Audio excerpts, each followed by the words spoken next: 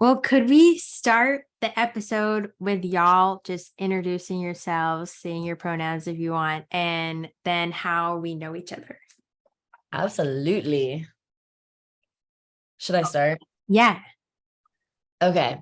What's up? I'm Cal. My pronouns are he, they, and I'll let you I'll let you introduce yourself, and then I'll just tell our little story. Okay. My name is Allie. My pronouns are she, they. No, but we are here because I know Jesse because of hiking. It sounds wrong to hear you say Jesse. It sounds so weird because for anyone who doesn't know about trail names, Shine or Jesse, we only call each other by trail names, so it's confusing to use your real name. But yes, we both through hiked the Appalachian Trail, and we met a little after halfway through and got the better half of the trail, the second part, to hike together. And then we finished at Katahdin together, which was such a magical moment. And now we're best friends forever. Exactly. Besties for life. And like, you can't really have an experience like that with someone and not like just be like inextricably linked for the rest of time. But also, I just feel like the reason that we like worked so well as hiking partners was just because like we're just like weird, and we just wanted to like sing on the trail and like skip down the trail and talk about the same stuff. And it's like you don't necessarily have that kind of bond with everyone on trail. I've like met a lot of people on trail that I don't think are lifelong friends, but you for sure are. So yes. No, it's true. And you came at the perfect time because my sister left and I loved my trail family, but it just felt different without her there. And then you came and kind of like filled the friend gap, and someone who got me. And yes, so good. yes, besties. So we still have to. I'm sure there will be more backpacking in our future, but I feel like trail friends transcend the trails. Yes, even though we live on different parts of the country. Yeah, what's the math? We've seen each other like 4 times. 4 or 5 times. In a year. Yeah, and so we need to maintain that. Oh man. I feel like that's pretty good, actually. Like considering the distance, I was talking to Jesse about it. I'm like, you guys have seen each other a decent amount considering. Yeah, and I'll like that's the standard. So if I see you any less than 4 times a year, then I'll be really mad. That means one of us can't have a job. Yeah, I mean, I volunteer. It's like, why change? That's already how it is. Why change it now? Yes. You work from home too, Jesse. Yeah, but I have to travel a lot for work, so it's not the same. Well, travel in the direction that I'm living. Yeah, and I will run or hike in the direction that you're living. Yeah, you can just run to me. Yes. Well, we did want to talk about that, and that's how I got to meet you, Allie, in person. Was in Florida for like a trot for trans lives, 5K. But Cal, yeah, just to like brag on you for a little bit, Cal is the first known trans person to have triple crowned. That means through hiked the Appalachian Trail, the CDT, Continental Divide Trail, and then the Pacific Crest Trail. Did I get that right? Mm-hmm. Yeah. And then you just ran across America. I did. From California to Florida, which is insane. 2,800 miles. And we finished it in Florida with that 5K run. That was just sort of like, yes, a 5K run, and also just like a celebration, and also the like ceremonial end of the run, which you got to do with me. And then we ended up on the front page of the Orlando newspaper together. Amazing. So cool.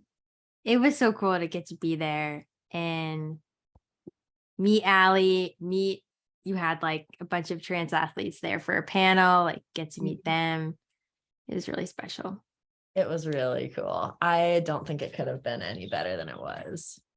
Yeah. maybe just like the part where I got sick. Oh For yeah. some reason. I wish that didn't happen, but otherwise, Oh, that was sad, but you didn't miss that much. You were there for the best parts of it. yeah. Oh, that's good. Hmm. Allie was there. Yeah. Well, we wanted to like highlight your run a bit on this Thank you. podcast. So I don't know, you might be tired of talking about it, but we would love to hear more about it. You know, Oh my gosh. Yeah, it's funny because I was thinking, because I knew that you're gonna ask me, and I was thinking about how like the run just and hiking, like which you know from backpacking, it kind of feels like Broad City, where it's like there's like one plot point where it's like you're doing a thing and then it's just like silly adventures and like ridiculous things happen. Mm. You just are like, okay, this could be a movie, like this is entertaining. And that is like for sure just how it is being an endurance athlete and like doing something where you're like every day consistently like working towards this goal and like, you know, in this case trying to like make it across the country, like you said, 2,800 miles from California to Florida. Mostly because I love to run as far as possible, but also as a trans athlete wanting to bring attention to the like unprecedented amount of anti-trans legislation, especially in the like in the states that I ran through. And also trying to, by doing that, like uplift the narratives of the people actually living in these places that are most impacted by that anti-trans legislation. But really focusing on like bringing support to trans people through like fun community events, like doing a 5K or like doing like a community like potluck we did in Texas, or like meeting at a coffee, like a queer coffee shop, which we did in Phoenix, and like doing interviews and all sorts of stuff. So I feel like you meet a lot of people that you wouldn't get to meet any other way, and you get a lot of really fun stories, and it's all very like random and kind of silly. And so yeah, it's definitely an adventure. Definitely was a really great time. A lot of important work was done, but a lot of fun was had as well. That's And a great money was raised. We raised almost $100,000. Whoa. Yeah, so that's cool. That's awesome. Yeah. That's a funny, like I hadn't thought about how you can relate it to Broad City like it does. The randomness, you've got to be open to it, and then Huh. you meet. I mean, you know from through hiking that it's just like you just like wind up in crazy places, which I feel like is all of Broad City. Is like it's not like something is like being done. It's like everything is just like they like discover themselves in weird situations. And I Yeah. feel like that's kind of how like backpacking was, like through hiking was. And it's just like, how did I get here? Is there like one moment that sticks out of just a wild occurrence? I'm trying to think. I'm so bad at remembering things. I Yeah. have to look back at like my photograph. I know that there was. Oh, man. Would stuff like that be captured in the documentary? Oh, absolutely. Yeah, Mm. I vlogged like all of it. Oh, cool. So yeah, it has all been recorded. And my dog Cooper just grabbed a squeaky ball. So if you hear squeaking, that is what that is. She hates not being the center of attention. Yeah. And she is. We're gonna have to get that Sound engineer. Yeah. Ah, I mean, the silliest part of my life in general is definitely my dogs. And they were on the run with me. So yes. Yeah, I guess Abby and Ilana don't have pets. But they like pets. They do. Franklin would love a dog. I mean, Lincoln. whoops. Who was I talking to? I don't remember, but someone called him Stuart the other day. I was like, who? See? Maybe he should have gone with Hannibal. You know, he didn't because he thought it would be distracting. I know, but Probably would have been distracting. It would have been distracting. Okay. I wanted to ask Allie and Cal what your knowledge of Broad City is. Had you seen the show before this episode? And I think I know the answer. And yeah, overall thoughts of Broad City. Oh, okay. So Broad City was the show that I watched with my best friend from college, who I lived with for pretty much all of college. We regularly had adventures, much like Abbi and Ilana, and she was always Abbi and I was always Ilana, and we talked about it like, yeah, You're Abby. I'm just a control freak. It's different. But yeah, we would always go out, and then like the next morning we would go to this one bagel shop in Pittsburgh and we would tell our stories. And it always felt like we were recounting like an episode of Broad City, because it just like, no matter what we did, it just brought us closer together, and it was always weird in some way. So the show definitely has had a lot of meaning for me throughout my life. Oh my gosh. Wow. Do you remember the first time you watched it? Like, were you just immediately hooked? I mean, I definitely was hooked. I don't remember the first episode I ever saw, but there's definitely like a couple of episodes that I still quote regularly, like the Fred Armisen, like, I'm just a baby, I don't have any money, like the EBT card. I'm just like, Yes. babies don't have real money. Yeah. So I don't remember the first time that I watched it, but I know where I was living, and it was in this apartment with my friend where it was like we constantly had a bit, and we constantly were just doing something silly and debaucherous, like sneaking people in through like, I don't even like the move-in carts and things like that. So, Whoa. yeah, it was fun. It was both of our first time living in a city. We both came from suburban and rural areas, and so something about that show just kind of like set the tone for us. You both watched it together for the first time? Yeah. That's so Very It's fun. my favorite thing. Yeah. Mhm. Yeah. What about you, Cal? Well, yes, I know about Broad City because of you. And I feel like for years you've been like, you need to watch it. And then I just like didn't have Hulu Yeah. until now. But I've seen my relationship with Broad City until recently, when I was like, oh, I better do my homework, was people like showing me scenes that related to everyday life. So I've actually seen a lot of the famous scenes, just like friends showing me them. Like I had seen the Fred Armisen one because of some reason, and then I know that I definitely like had seen a clip from the one that we watched with the seafood before, like someone showed me. I've seen like the secret handshake thing in the Bed Bath and Beyond. Yeah, like people have just shown me scenes like on YouTube, and I think that just speaks to how it relates to so many things like that come up in regular life, because regular life is just very ridiculous.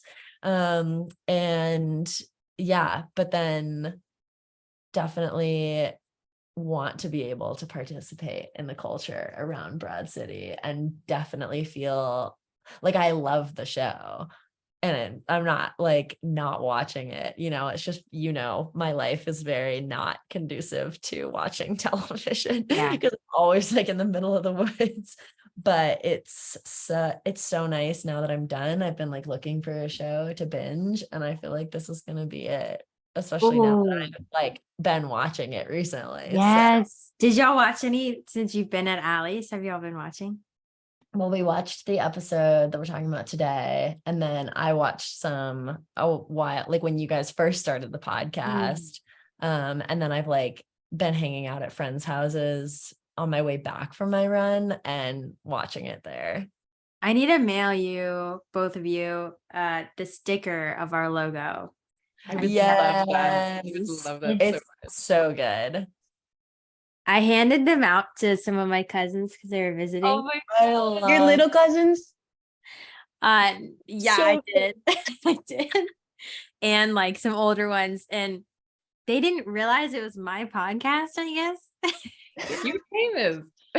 I mean, this is obviously the best podcast about Broad City, and Broad City is like one of the best shows, and like almost everyone's seen it, and everyone who's important has seen it. And so it's like, Yes. why wouldn't people be listening? Yeah. And they came over though to my house and they saw like I have stacks of these stickers, and he's like, what are you doing with all these? I'm like, well, it's my podcast. So, and they're like, what? They're like, so he had stuck it like on his phone and everything. I love that. Oh, That's But so now he's listening. that's amazing. It's good. That's so silly. I love it. But no, yeah, I feel like Allie, you've been a fan for us. You've been listening according to Cal, and you know the show so well already. So that's really awesome. Thanks for having us. This is fun. Yeah. We're excited to have you. Yes, we knew you were busy. Well, you weren't together during Cal's run, like physically. Mhm. And then Cal, you were just super busy. So I'm glad we can finally do it. Yes. Like a moment of time. Sure. Yeah. Get busy again. And like, I mean, come talk to me in like a month and maybe I will have seen all of it. yes. Oh, that would be awesome. We'll have to have you back on when you're done. Yes. And Whenever when, that is, no time pressure. when it's like still fresh in my mind, you know? Yeah. We're just like, if you watch an episode and you want to do it with us, Yeah. Love that. we can make it happen. Mhm. Or Was if you there- just have a funny, like a thought about something, you could even voice memo it and send it to us. Yes, that's actually a good. yeah, I like the will do- office ladies. Yeah. Yeah. We're on their level. Okay. You're on your own level. You I got will. this. Oh, We that's- passed their level. That yeah. would be Well, cool, like at the beginning of an episode, like have like the new watchers chime in for the week, and it's just you like, oh my gosh, Val singing in the club. Like, Oh, I love that. It is funny to watch with new people. Allie, I don't know how often you have, but like Jesse and I have had a few like watch parties, and a lot of the people had never seen it, and they're always shocked. Like, they're like, what? and it's so funny. Like, it's just great. Like, we watch with my sisters.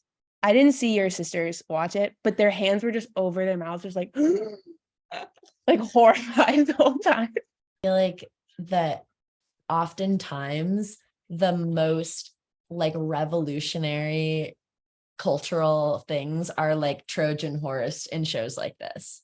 Like, I think that, like, think about Ted Lasso, like Jesse Shine, we love Ted Lasso, and like mental health for men is the Trojan horse of that show. It's like men's, you know, the Trojan horse is like fun, Emotion, like Jason Sudeikis vulnerability. comedy, but it's really about mental health and like redefining masculinity based on healthy things. And that's like a huge like cultural conversation that needs to be in like the public consciousness. And I feel like Broad City does that with so many issues around sexuality and sex and like gender roles and things like that. And it really is revolutionary because you're laughing, so you don't really notice it. That's partly why. Are y'all familiar with the comedian Dan Sloss? Okay, I love him for that reason. He's like this Scottish comedian who has like really like dark, fucked up humor. And that's sort of like how he does his shows, where he'll like talk about regular like straight white man bullshit, but then once you're laughing, he talks about like redefining relationships with women or redefining like relationships with yourself. And I think he has a bit about pegging, and he's like, no, like, hear me out. Like, real men don't mind like being like, you know, fucked in the ass and like maybe things even like more that. than don't mind. Yeah, exactly. He wouldn't have an issue with it. And he's like, it's just really funny. So I do feel like Broad City did that in so many ways, where it's like it can Trojan horse these important conversations, just like using humor. Yeah, I love that. Can't speak to anyone's experience other than my own, but when I found the show, like it was when I was early in college, and I was raised in like a very strict Catholic family. There was a lot of shame. There's a lot of purity culture, and finding Broad City like actually gave me language to talk about sexuality for the first time. And like, as I was someone that was exploring my sexuality for the first time, like having a character like Ilana that was just like shameless, and she's like, these are my Yes. needs. I'm going to have them met, and this is how I'm going to ask for it. And I'm like, oh, people can do that. Like feminine people can do that. And it just like blew my mind. So I don't know. That's just been my experience, but I feel like the show as a whole has been really beneficial for a lot of people, and being like, oh, like you actually get to ask for what you need in a lot of ways, even if that's like walking into your job and maybe not being perfect. Absolutely. And even just showing like two female friendships that Mhm. aren't based, that they don't revolve around like men. Yeah. Yeah, Mhm. what's that called? The It's like the Bechdel test. test. You know what I'm talking about, right? Bechdel test. Yeah, it's like Yeah. the amount of shows and movies that don't pass. Even like Harry Potter fails. Horrible. Yeah. I saw that. I saw a clip of that on TikTok for Lord of the Rings, and it was like the one scene with two female characters, and it was a mom talking to her daughter, like extras, just like a 1 second clip, and then it was like the end. That's the end of the movie. Mm-hmm. It's so bad. Yeah. Yeah, it truly is revolutionary. And like that the show was focusing on things specific generally to women, with like in the absence of male characters or like the male gaze. Like the show is not for, it's like it's for everyone because it's hilarious, but it's not for or about the experience of men. Mhm. I think that is revolutionary. Just Well, and also I think it's revolutionary that a show like that even got on TV, but then like also like guys do like it. Like, hello, like you limit women's, like a show about with two female characters is only for women, but then a show with a bunch of men, women will watch too. And it's like, well, no, like guys will watch it too. Like you need to give people their spot. Like, yeah. And it's crazy because it almost wasn't on TV because it got passed up because they're like, literally, it was quote too Right. quickly. And then it's like one of the most wildly popular shows of all time. So that proves exactly what you're saying, that it's like, it's not even if it's not like there's something for everyone, and also like everyone loves it. mhm. Is like about the human experience, I think, of just being like messy and being like having crazy things happen and like getting yourself into all sorts of like unfortunate and challenging situations. So Yeah. No, it's that's totally, I feel like they portray real situations and mistakes, and everyone can like find parts of them within Abby and Ilana, or Lincoln, Jaime. Mhm. Yeah. and having that That's- modeled with what you were saying, Allie, of like being shameless, like that's huge. Yeah. Yeah. It is so powerful to see that represented, and then just even internally, subconsciously, you're probably like, oh, okay, yeah, that's totally fine. Well, it is cute. Jeremiah is my nephew. He's one of the ones who does the music at the beginning and the Our end. intro music. He's like The 21. music is really good. I was wondering who did that. Yeah, but he was like, oh, I love watching it because like when they do stupid stuff, he's like, then it's like, it's all fine. Like he's like, I did something stupid. It's like, oh, whatever, Abby and Ilana, we're fine. I'm like, it is true though. Like, Yes. They figured out. yeah. Yes. Was there, okay, so going to the episode, y'all watched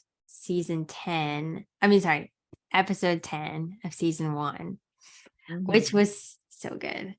Were there like favorite parts of the episodes? Something that was most shocking? Just like high level thoughts?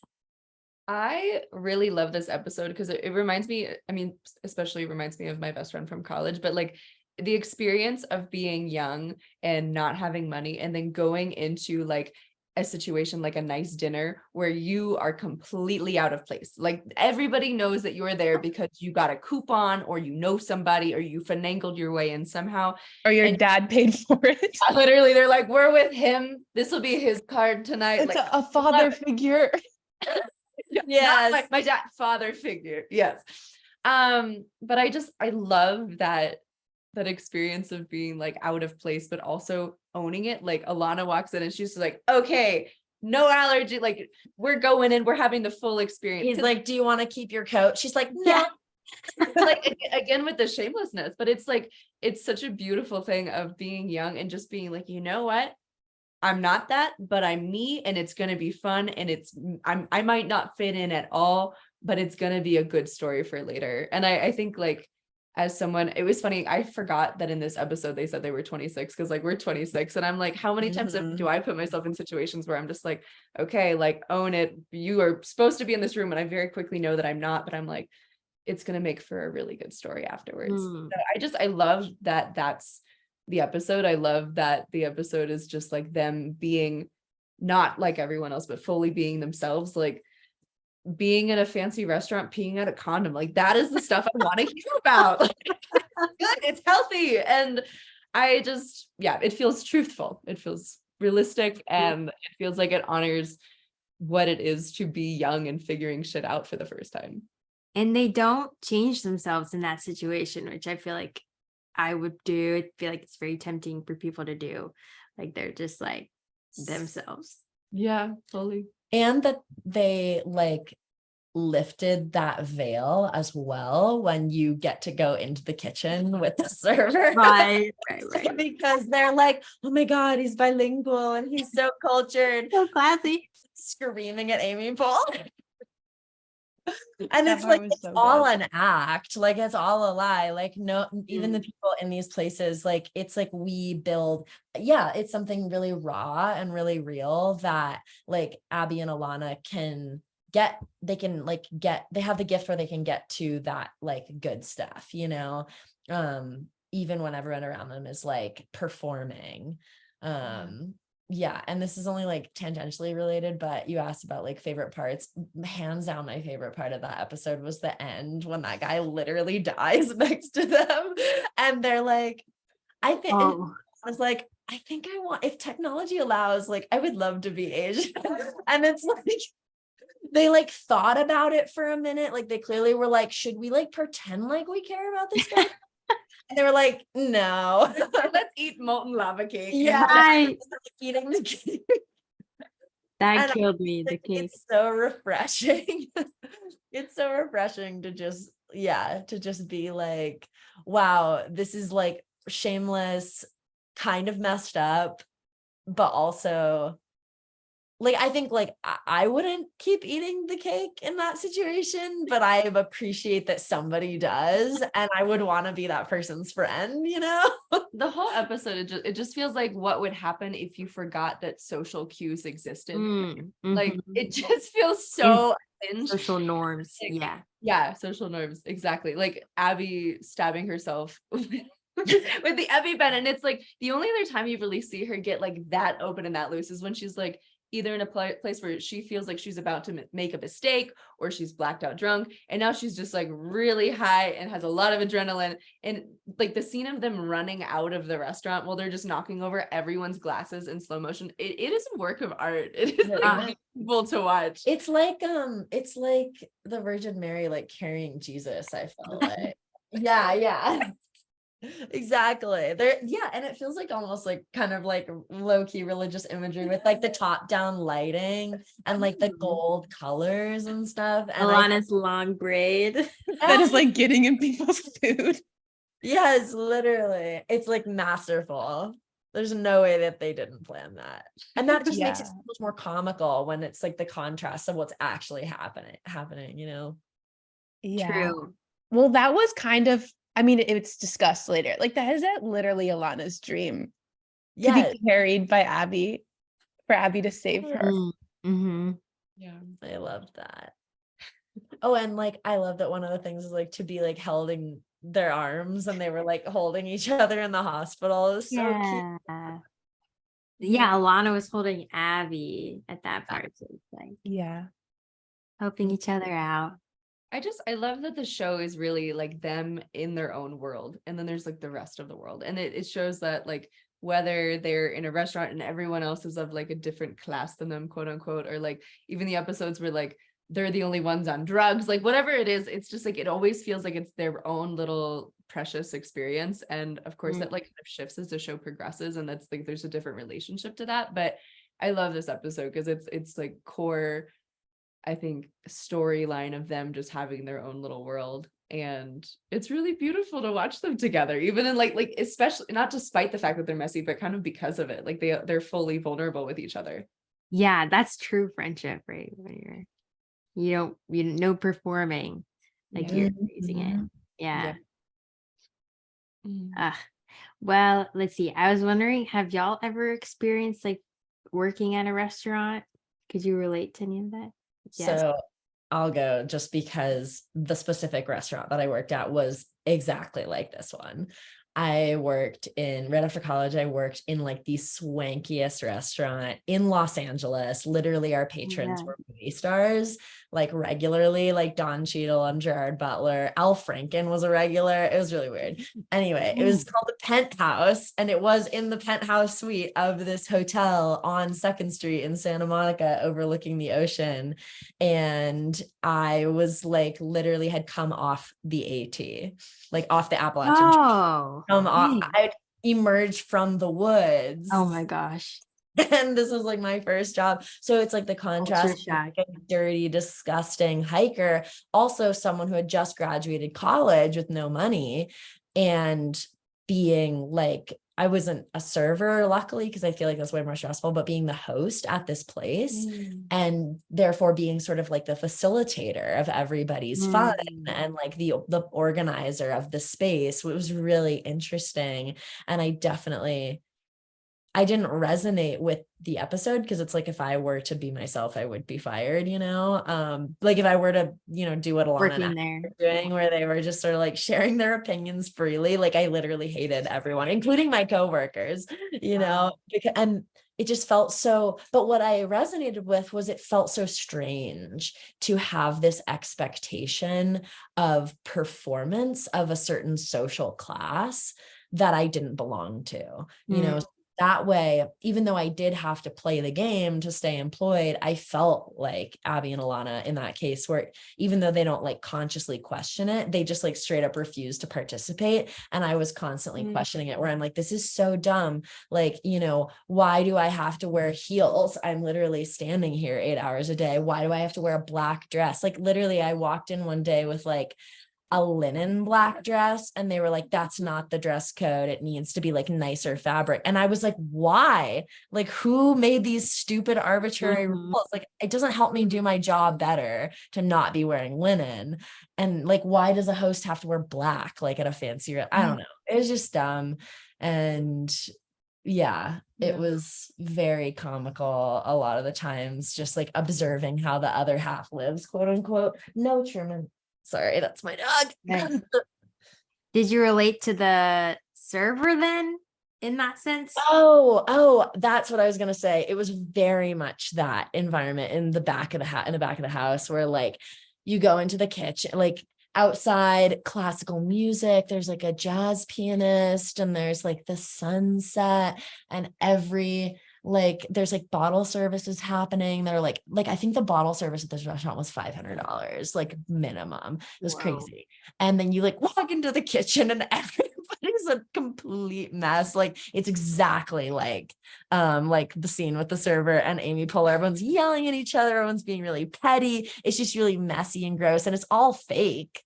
And it's just like, oh, the mask is off. This is just like so toxic. Yeah, I definitely appreciated that part of the episode for sure. I was always a host as well. And like definitely I went into this restaurant. It was like very high end. I was on like the opening team of the restaurant, and they were all about like, okay, you are the face of the restaurant. They had us all like line up, and they would like rate our outfits every day, and they would say like, this needs to be like bohemian chic, which was just like, I want to gag saying that phrase. Like it is absolutely a gross thing to say. And it would be like, we'd have 3-hour waits every night, and people would be like trying to pay you like $100 to like get a table. And there's just like so much entitlement. Like, so, I mean, that whole vibe was very much consistent with this episode. And like you were saying, like the dichotomy of like the front of house and back of house, there's like, they will always be at odds with each other. Like anytime that I remember, working in this restaurant and being like just assessing the room at all times and like, okay, well, I'm going to smile and this is how we're going to make it happen. And this is how it is. And it looks great. And then you realize that you have to go to the dishwashing station for something, and you go back and it is chaos. It is like people are throwing things and swearing. And like, I mean, it is it is a zoo. I mean, it's a zoo both places, but one way hides it really well. And the other way is just, it's just chaos in a way that makes most of the front of the house uncomfortable. But like, we need everyone there to make it happen. But I really loved the way that they showed that, because it's all an act. Like I would be willing to bet that every restaurant has the front of house, back of house dynamic, and 100%. it's all performance. It's just certain Mm-hmm. actors need to look a certain way, and then they hide the rest of it. But I don't know. I always think about those restaurants that have like the window into the kitchen, and I'm like, so they must have to tell them to act that way as well. Yeah. Like that's still acting. And then you know that behind them, there's dishwashers just doing their own thing. That's completely like, that'll be what the episode had as like the kitchen. Like there's always a layer that's being hidden. And it's so funny. Like, I don't know. I think a lot of restaurants now have the culture of like, they're not customers, they're guests. And I'm like, but they're here to get food either way. And there's just always They're like paying for a service. Like That's a customer. there's an exchange happening regardless. And it's interesting, like the stories we tell ourselves to feel like we're having a certain experience. And then like as the staff, as like the people doing the labor of that, how we are involved with that process, and how that like actually ends up separating us from the people that are not. I mean, every job is so different. And for me, like working as a host, I was like, okay, my job is very small in this. Like, yes, I make sure people get seated, but they're here for food. And yet like the way that that's played out is like the person in the front of house is like, they got the look together, they're performing in a certain way. And then the back, there's a certain chaos, but it's like, they're the ones that are actually making everything happen. So I don't know where I'm going with this, but I think there's another, sorry. Go ahead. Oh, I was going to say, I think there's another dichotomy in those spaces that we're not talking about, that they talk about, illustrate in the episode. And that is the contrast between the front of the house in a fancy restaurant and the bathroom. How could we forget? Yeah, because it's like everybody, I don't know, I feel like all of Broad City does a good job of bringing things back to just like the core of people's humanity, where it's like, no matter how fancy you are, no matter how talented you are, no matter how rich you are, like you definitely have peed out a condom at some point in your life. The equalizing factor. No, Yeah. So it's like that happened Grounding. in a fancy bathroom, or this fancy restaurant in its bathroom, and that was happening at the restaurant that I was working in all the time. Like they didn't want the restaurant staff to use the same bathroom as the customers, but there wasn't actually a bathroom for the restaurant staff. So I would often find myself in the bathroom at this fancy restaurant, and it's like these women were just in there, like they're going out to dinner with their like sugar daddies or whatever. These are like models in LA, and they're just like, do you have a tampon, or they're like putting on their makeup, and they're just like, oh my God, this guy is so gross. Like he's spitting food on me. He's literally 80 years old, and she's like 30 and a model. And she's just trying to make a living too, Middle of the house. Yeah. We're all equal in the middle of the house. In the middle of the house. Yeah. It all comes back to what would happen if we all stopped performing, be ourselves. I think the world would be a happier place. Oh, but we'd build something so much more beautiful in its stead. Yeah, what would happen? Yeah, I don't know. I mean, we think about that a lot. Yeah. In terms of like gender stuff, like I think that's one of the first performances that we're taught the script to. And then like later we learn like the scripts for like race and for class and for like, educational status and things like that. So it's like we're just taught all of these. I've heard it described as like the way to be somebody. And then the question is like, what happens when you're nobody? And yeah, I think like that's partly why I love backpacking is like, That's what I was gonna say. yeah, it's pretty nice. Yeah, you're just on the same level with people. You couldn't guess their class, really. I mean, you're all there in the same gear, like walking the same trail. Mm-hmm. It's really nice. Yeah, Yeah. on the same level. Yeah. And I think that it's like we're always going to need community as human beings. We're always going to crave human connection. But I like to think of like, it's not about what if we didn't do that. It's about what if we redefine the criteria on like which we build those connections or find that community. Like maybe that community is not based on people that look like you, but it's based on something bigger that transcends that. Like, you know, I don't know, like everyone, and we have it in all sorts of different ways. It's like you can find community based on like your passions or your hobbies or your sport, or like, you know, being a parent, or, you know, the food you like. I don't know. It's just like, I feel like we lack imagination in like the things that we can find that connection based on. And yeah, I think that we'd just be like a lot happier if it was based on who we really are. But maybe a lot of people don't even know what that is because they haven't explored it, you know? Where they haven't found like a space where they're able to like do so. Yeah. Yeah. That Yeah. makes me think. Oh, sorry. No, you go. Well, I feel like you described that description you gave, like fits Ilana really well. Like she's able to relate to kind of anybody. And that includes, and they have like on random stuff, like when they were smoking outside and then I don't know what his role was, but he works at the restaurant and they're talking about like hot cartoon characters or something. He's like totally participating in that conversation. Yes.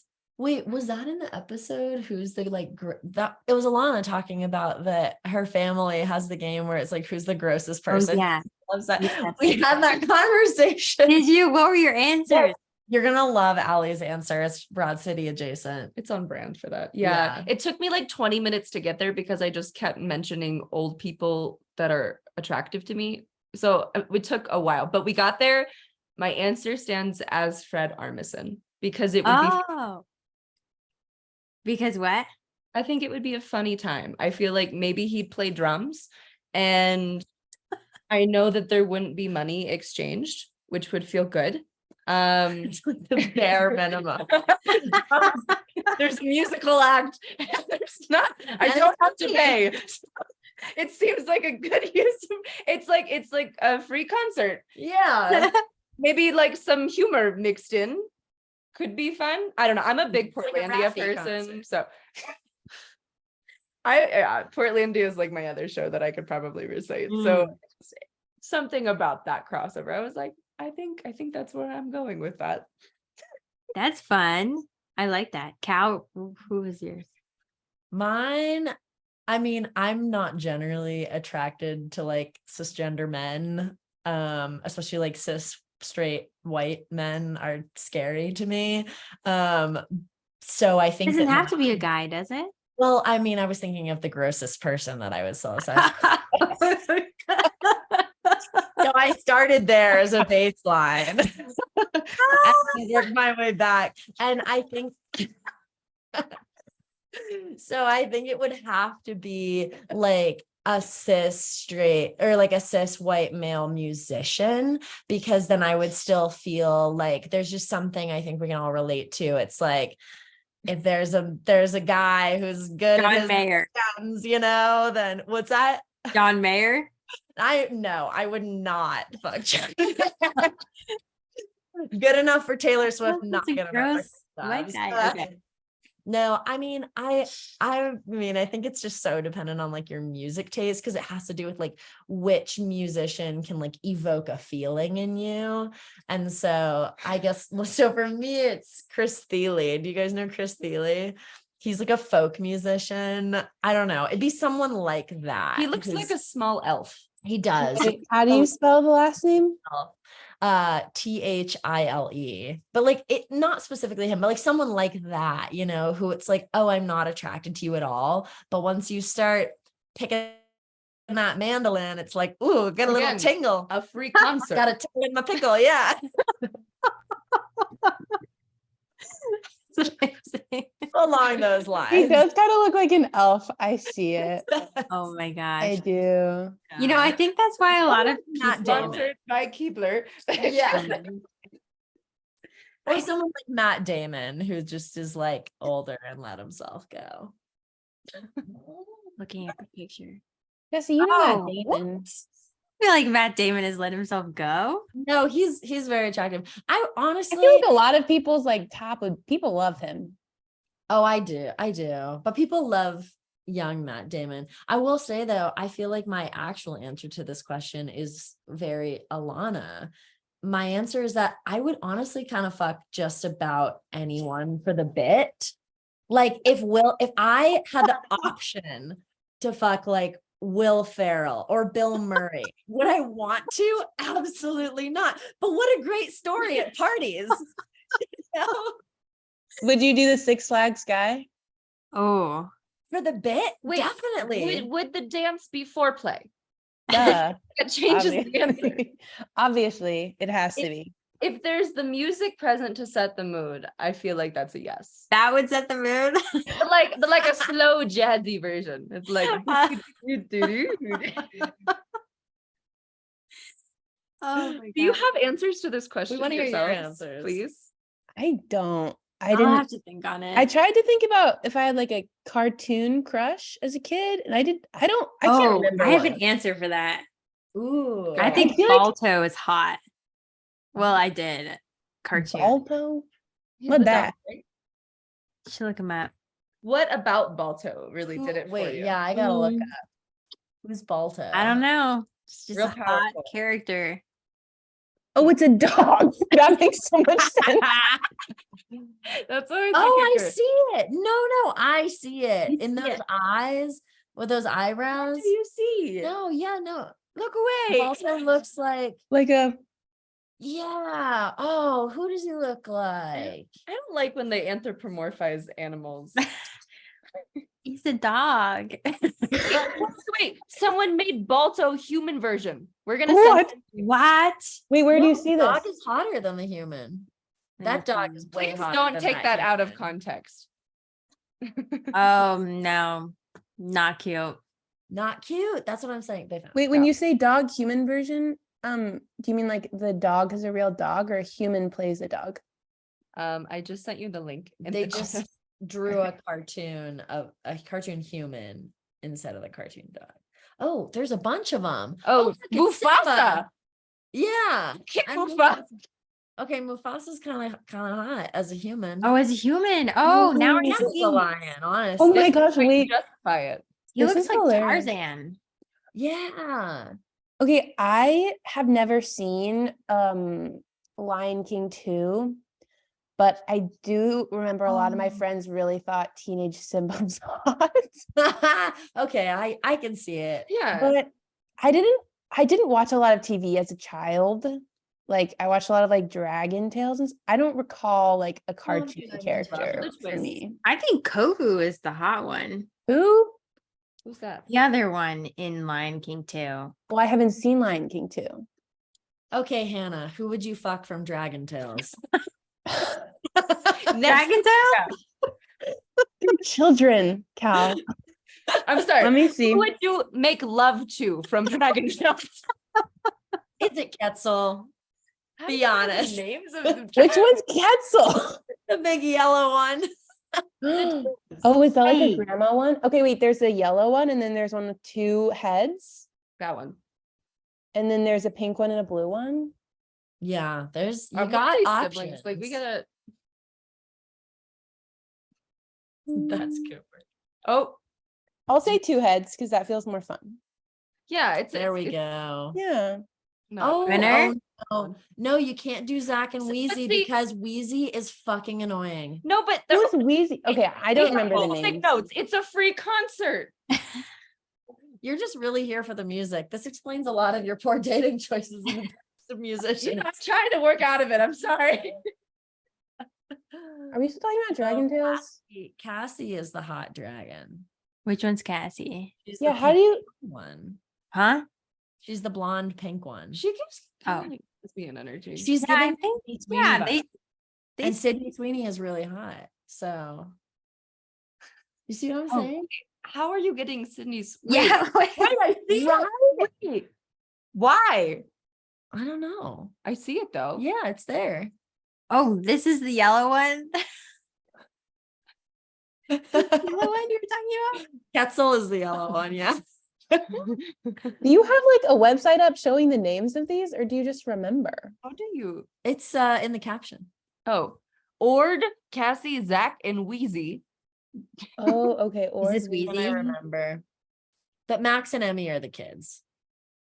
Oh, great memory. Wow. Yeah. I clearly remember nothing about it, but I did like it as a kid. Name. Berenstain Bears, anyone? Clifford? I was actually just thinking about that and Bear in the Big Blue House. Yes. That's No. on TikTok right now. In what capacity? Like clips of it. I guess it's on my For You page. Dogs find it very calming. Y'all should try playing it. See if it helps Cooper. Maybe that will help. Maybe that's how we Cooper. get the cat and dog to be friends. What show is this? Bear in the Big Blue House. I don't think I know I like that one. The moon. What was it on? Was it on PBS? Oh yeah, It Moon. was a Disney Channel Kids. No, what? No, was it? no. We didn't get cable until I was in like 4th grade. I was strictly PBS. I think you can That's the stream it same now. for me, Hannah. Yeah. We same background. I Never also too late. cannot relate to the kids shows because I only watch PBS. Yeah, there are a lot that I missed. Were there final things about the episode and or Broad City that y'all wanted to bring up?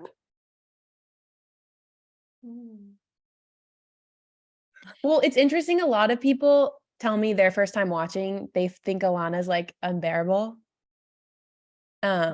Maybe. But the first time I watched it, it was really hard actually for me to watch Abby because she was just so like Awkward. unsure of herself and like awkward. And I was like, ugh. Like I was like, Ilana's so much easier. At least she's like doing it with confidence. But then Abby really grows into herself, and like rewatching Abby, I appreciate her much more than I did the first time around.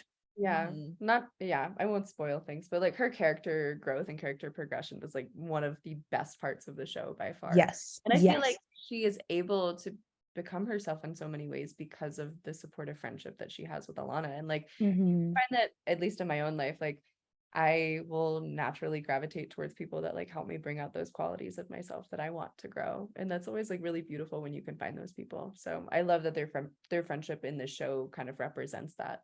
And yeah. I guess that's it. And isn't everyone at different times and in different dynamics and things, and just changes over time, I feel like. We can't be put into boxes. That's right. Yeah.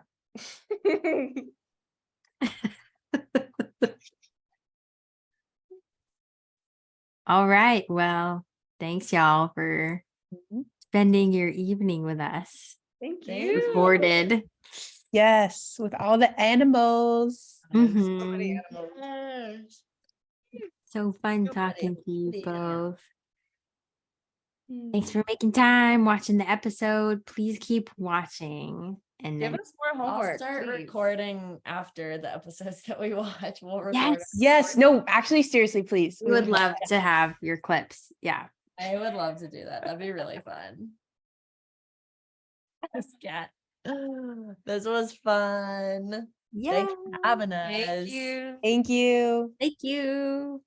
See you later. Yeah. Okay. Bye. Bye.